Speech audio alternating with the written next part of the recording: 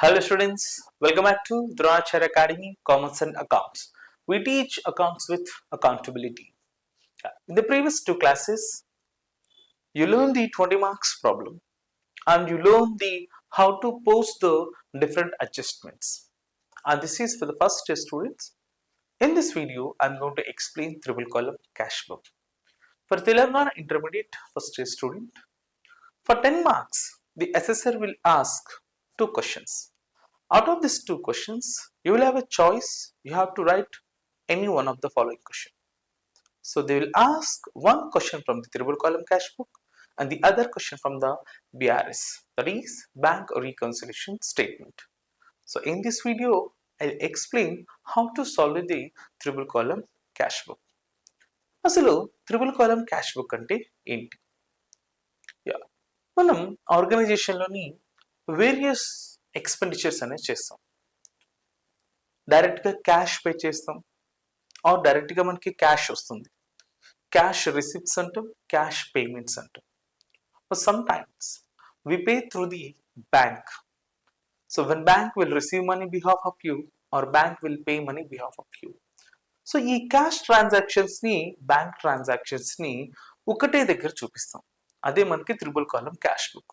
మరి third column ఏంటి sir అంటే that is discount column. Clear? That's what is triple column cash book. We'll have cash column, bank column, discount column. So discount column, the discount received on the credit side and discount allowed on the debit side of triple column cash book. ఈ triple column cash book లో మనం నేర్చుకున్న 3 accounting principles rules ని apply చేస్తాం. చూస్తే ఇక్కడ మీరు proforma చూడొచ్చు. You get the proforma, you just go through that date, particular, LF, that is ledger folio, cash, bank, discount, and the same repeats. So this is your debit side and your right is the credit side, and write the heading that is triple column cash book. So as I explained, I said we have to apply the 3 accounting principle rules. ఏంటి నాన్న? Cash అంటే asset. ఇక్కడ మనము real account rules apply చేస్తాం. When cash comes into the business, that is considered as a receipt, cash receipts. That's why all receipts on the debit side. Bank is in a personal account, because it is an artificial person, so we apply the personal account rules. When bank is the receiver, we post it on the debit side. When bank is the giver, we will post it on the credit side. And this is a discount allowed column. మనము discount column debit side ఉందంటేనే by default that is expense column అనుకోవాలి. Clear? Discount allowed, discount received అని మనం mention చేయవసరం లేదన్న. Debit side of triple column cash book, the discount column on the debit side of triple column cash book, it indicates the discount allowed. Similarly, credit side of triple column cash book, what? Discount column, credit side of triple column cash book, it indicates that is belongs to discount received. Clear? So here we were applying all 3 rules. Done. Mari nature ఏంటి చెప్పండి? It's in a cash book. So cash book అంటే real account nature. All cash receipts, and if bank is the receiver, if bank is the receiver or cash receipts on the debit side, and all cash payments, or if bank is the giver, then it is on the credit side. Chala simple. Paisal వస్తున్నాయా or bank is receiving money behalf of you, then post on the debit side. What you will post? Opposite aspect. Paisal పోతున్నాయా, cash is going out, or bank is giving behalf of you or bank is paying behalf of you, then post it on the credit side. పైసలు వస్తున్నాయా, debit side. పైసలు పోతున్నాయా, credit side. That's it. If you know which one is receipt, if you know which one is the payment enough, you get the full marks. But the thing is here very important, that is contra entry. Now what is contra entry? What is the contra entry here? మనకి triple column cash book లోని చాలా important అన్న అది contra entry. when when a transaction, if you find both aspects, that is cash and bank, those entries are treated as contra entry. In the LF column you will use capital C to denote the contra entry. ఇక్కడ Contra అంటే meaning ఏంటంటే opposite. Clear? Contra అంటే opposite. Done. అది మరి ఈ Contra entry అనేది ఎప్పుడు వస్తుంది? మనకి 3 సిచ్యువేషన్స్ ఉన్నాయి అన్న. కాంట్రా ఎంట్రీ అరైజ్ అవడానికి 3 సిచ్యువేషన్స్ ఉన్నాయి. ఏంటి ద ఫస్ట్ సిచ్యువేషన్ అంటే cash paid into bank. Cash paid into bank. దీన్ని ఇలా కూడా అడగొచ్చిన పెయిడ్ దగ్గర డిపాజిటెడ్ అని కూడా అడగొచ్చు. These are not two different మా, బోత్ ఆర్ సేమ్ మీనింగ్. మరి ఇది కాంట్రా ఎంట్రీ ఎలా అవుతుంది? దీనికి జర్నల్ ఎంట్రీ ఫ్రేమ్ చేయి. Cash deposited or paid into bank. Now what bank is doing? Bank is the receiver, right? You are paying money, bank is receiving money. So bank account debtor to cash account. మనం contra entry అంటే ఏం చెప్పాం? When bank and cash both are presented in journal entry, those entries is considered as an contra entries. Clear? మరి ledger posting చేయి. ఎలా చేస్తానన్న?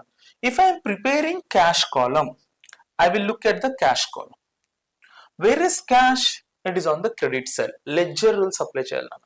Cash అనేది credit side ఉంది, అప్పుడు ఆపోజిట్ ఆస్పెక్ట్ లో ఉన్న బ్యాంక్ నేను క్రెడిట్ సైడ్ రాస్తానన్న. Credit side of triple column cash book. Example నేనేం చేస్తున్నా ఇక్కడ, నేను క్యాష్ కన్సిడర్ చేశాను కదా. నా ఫస్ట్ ఎంట్రీ నా క్యాష్ క్రెడిట్ లో ఉంది కాబట్టి opposite aspect bank by bank.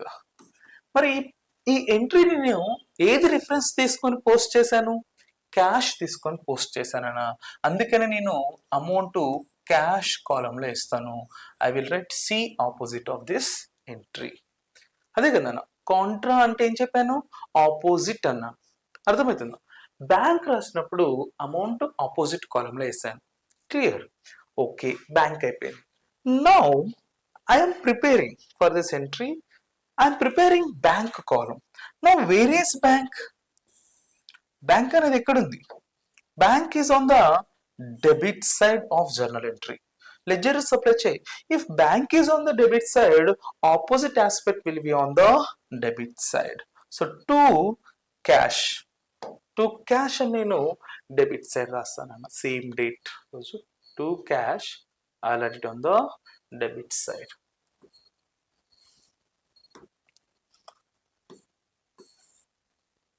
To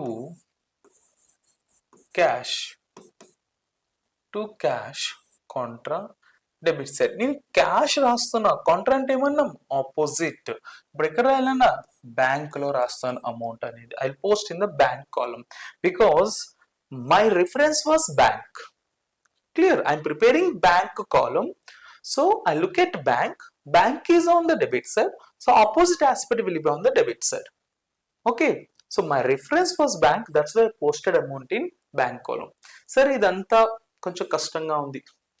trick కావాలి, ఈజీగా గుర్తుపెట్టుకోవాలి అంటే సింపుల్, వెరీ సింపుల్. ఎంట్రీ ఏంటిది? క్యాష్ ఎంట్రీ ఏంటిందా? క్యాష్ డిపాజిట్ అయినప్పుడు bank account debtor to cash account. Simple. To cash account, to cash account. To అని ఎక్కడ సైడ్ ఎంట్రీస్ కి నువ్వు ప్రిఫిక్స్ పెడతావు? డెబిట్ సైడ్ ఎంట్రీస్ కి. అంటే టు క్యాష్ అకౌంట్. టు అనేవాడు మనము డెబిట్ సైడ్ ఎంట్రీస్ కే కదా యూజ్ చేస్తాం.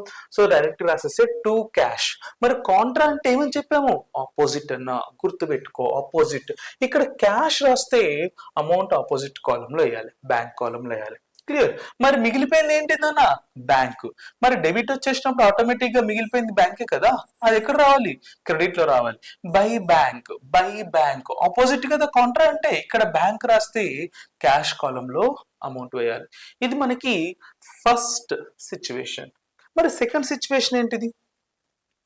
Look at the second situation. Contra ఎంట్రీలో మనకి second situation, when cash is withdrawn from bank. Second situation వచ్చేసి మనకి cash is withdrawn from bank. The second situation, cash withdrawn from bank. Okay, దీన్ని ఇలా కూడా అడగచ్చు. It can be asked another way, cash withdrawn from bank for office use.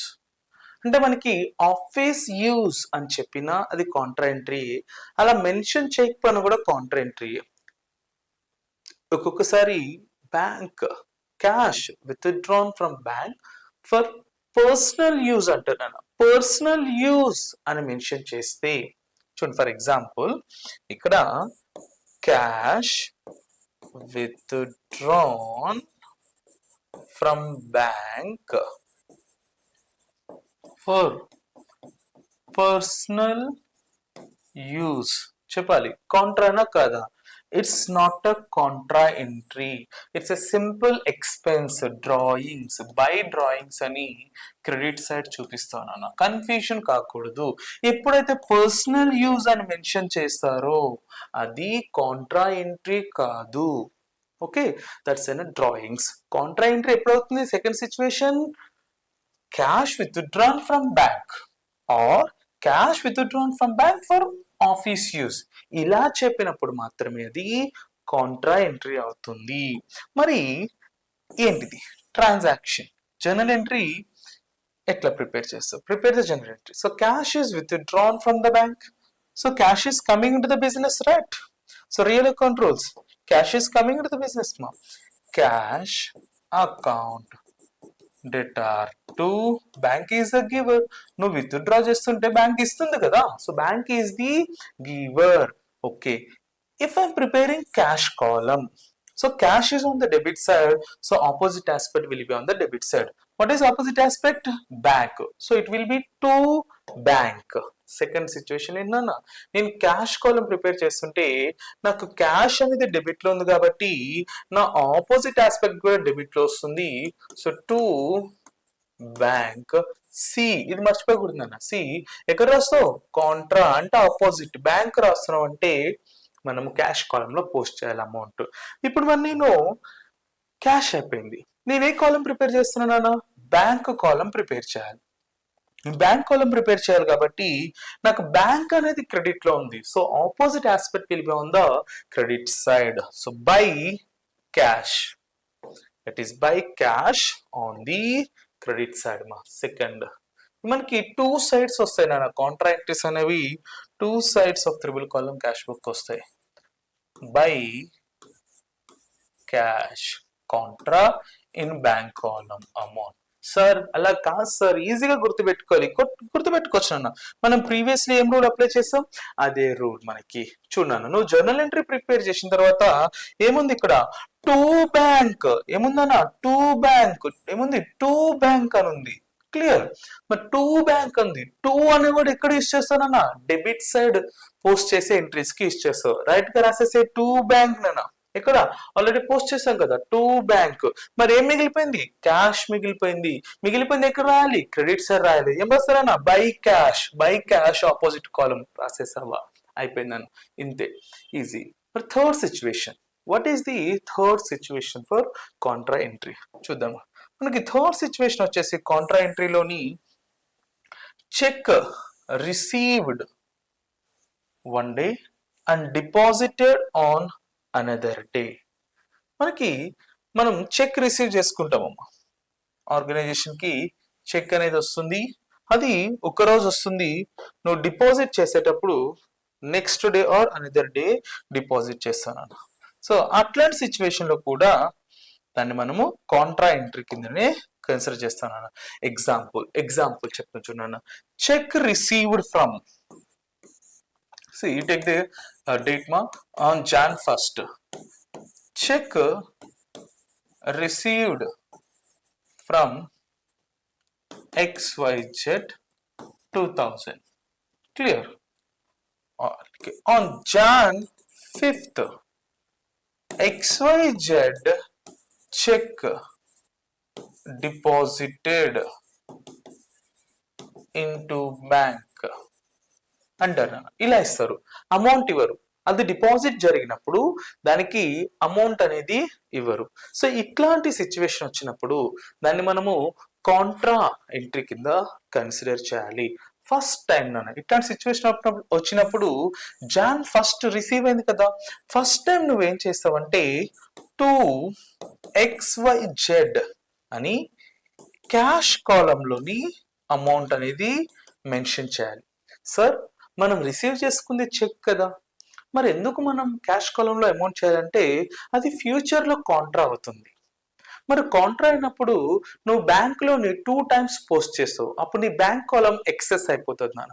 అందుకని first time ఏం చేస్తామంటే ఒక ట్రాన్సాక్షన్, ఒక చెక్ అనేది రిసీవ్ అయింది, అది next day or another day deposit జరిగినప్పుడు దాన్ని మనం కాంట్రా కింద కన్సిడర్ చేసి ఫస్ట్ టైం దాన్ని క్యాష్ గా ట్రీట్ చేసి క్యాష్ కాలంలోని ఇట్లా ఎంట్రీ రాస్తాం నాన్న. 2XYZ చెక్ అని క్యాష్ కాలంలో అమౌంట్ అనేది పోస్ట్ చేయడం జరుగుతుంది. మనకి థర్డ్ సిచ్యువేషన్ ఇట్లా XYZ చెక్ కదా, so we received from the XYZ to XYZ అంటావు. కాంట్రా కాదు నాన్న, ఎక్కడ అమౌంట్ చేయాలి నువ్వు క్యాష్ కాలంలో పోస్ట్ చేస్తావు.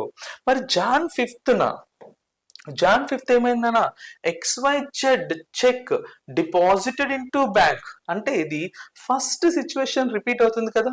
చూడండి, cheque deposited in to bank, we treated as it అనే క్యాష్, అంటే క్యాష్ డిపాజిటెడ్ ఇన్ బ్యాంకే కదా. అప్పుడు ఎంట్రీ ఏంటి, cash deposited in to bank. Entry ఏంటన్నా, bank is the receiver, bank account debtor to cash account. అంటే మనం ఫస్ట్ సిచ్యువేషన్ కి ఏ ట్రీట్మెంట్ అయితే చేసామో ఆ ట్రీట్మెంట్ రిపీట్ చేస్తే సరిపోతుంది కదా, టు క్యాష్ బై బ్యాంక్. చూడన్నా మనకి third situation Jan 5th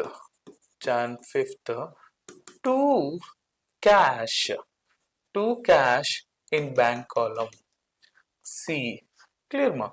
On Jan 5th third situation by bank C in cash column. ఇదే మనకి 3 types of contra entries. Okay, in next video we will apply all these steps within an example problem. Thank you. Jai Hind, Jai Bharat.